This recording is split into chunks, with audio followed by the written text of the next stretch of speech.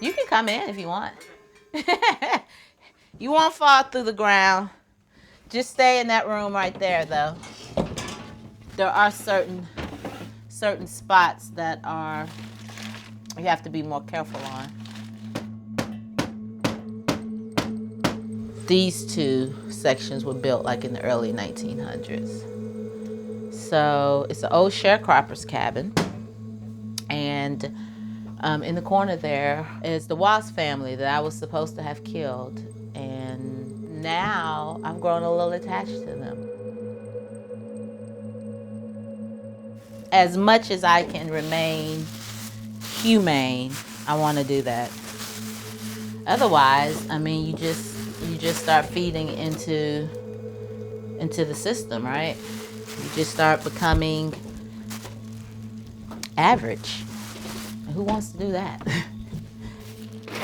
Like you might meet Gertrude, who's the Black Widow under the well pump. I could kill it, I could say it's a Black Widow. We're scared of Black Widows. But I know how it feels to be a Black female that evokes fear just because you are as nature created you.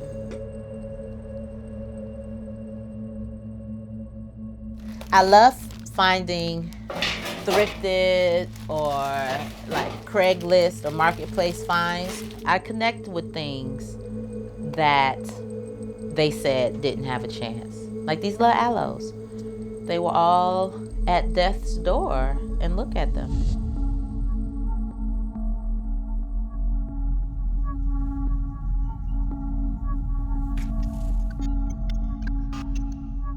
Ready? Yep. All right, so, my name. I am Clarenda Stanley. I am known by some old family friends as Cece. And then the farming world, I kind of adopted pharmacy because, medicinal plants, pharmacy. A lot of folks don't get it. I thought it was clever. For me, farming is not just an act, it's a way of being. You're a farmer in spirit, I believe. You're always at the mercy of a higher power, a higher energy, whether you call it nature, spirit, God. You have to respect nature. And I don't think you can be a farmer and disrespect nature. You may grow things, and people may even buy them. But in spirit, you can't be a farmer and not respect nature. You are actually trying to flower hunt. You know what? You deserve the right to flower, girl. I ain't gonna take you out. You're not bothering nobody. You are drinking your water and minding your business. Uh-oh. Oh, look at you. All right. First caterpillar of the day. Initially, Green Heffa Farms came about because I was married and they were going through a hard time, a career transition. I'm like, what do you want to do? And they said, I want to grow. So I went and bought some land. He would be like, I'm going to the farm, I'm growing. And so because he was there, I would focus on the business and the marketing and getting our brand built. The marriage inevitably doesn't work out. And so I'm standing there on these 15 acres of land I bought. I'm by myself, there is no man, and I don't know how to grow. Every day I'm out here, I'm learning. This is like a big classroom. It's just a huge, huge classroom where I'm constantly learning.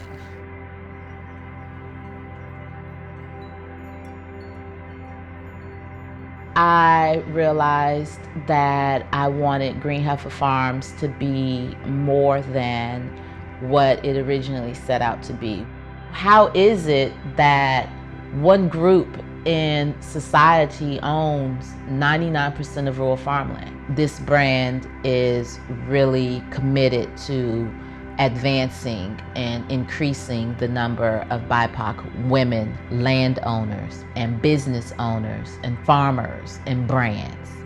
For so much of my life, I have done what I'm good at. And now I get to do what fuels me. I killed a lot of hemp this year. This is my first year learning how to grow hemp. And I didn't want to just know the mechanics, I wanted to know the science. Average week, I will wake up around 4:30 or 5. My farm is located about 45 minutes away from where I live. My goal is to be at my farm around 6:30, put in 2 to 3 hours, and then drive back, take a quick shower so I can be in front of my computer. I'm fortunate that I do work from home. Weekends, we get to sleep late. I sleep until 6, and then I'm up and we head down to the farm.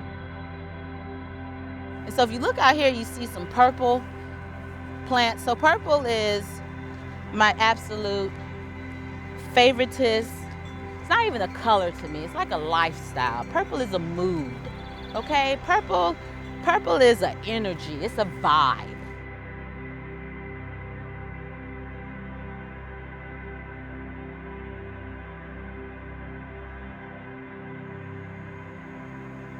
Okay, sip my coffee, sip my coffee.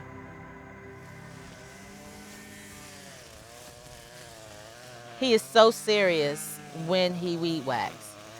He's a serious kid though. I mean, he has a wicked sense of humor. Very dry wit. We get along well.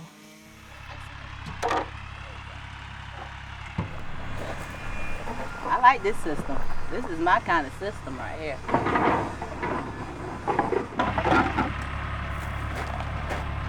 Feeling it? I just got a splinter. To make up for the weight training. What you gonna do? Don't call me out like that on camera. Your virtual. You can't put that in the documentary. Your virtual weight training class. This is make up for it. So you know what kind of routines you're not doing. Sometimes I do that. When? It's usually when I can just go outside. I'm just saying, if you upstairs, if you walking around, I can hear you. But I sure don't hear you weight training. Well, you know, you say you're doing it. Okay. All right, son-in-law, you want to talk about the game plan today? Yeah, I was gonna go ahead and. I got you some diesel. You did? Okay. Did man, you need cool. some? Yes. All right. Over here in this. These two, if we can get these two cover crop, like all of this rather, if we can get this cover crop, then that's gonna like quadruple potential field production. Okay.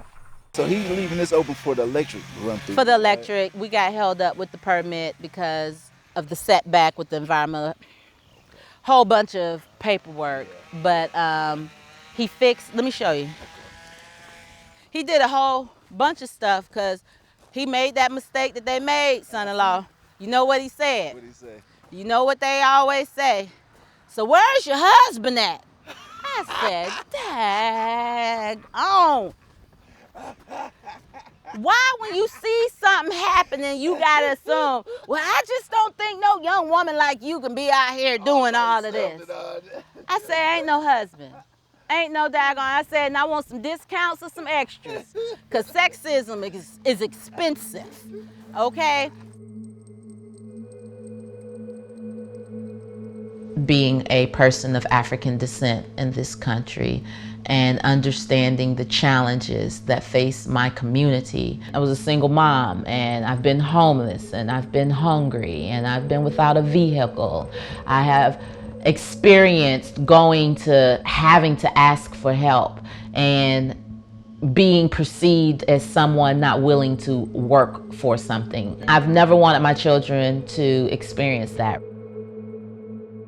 Why I hope they will always also value the ability to be a steward over land is it allows you to cast away the shackles that being in this country can place upon you, these invisible shackles.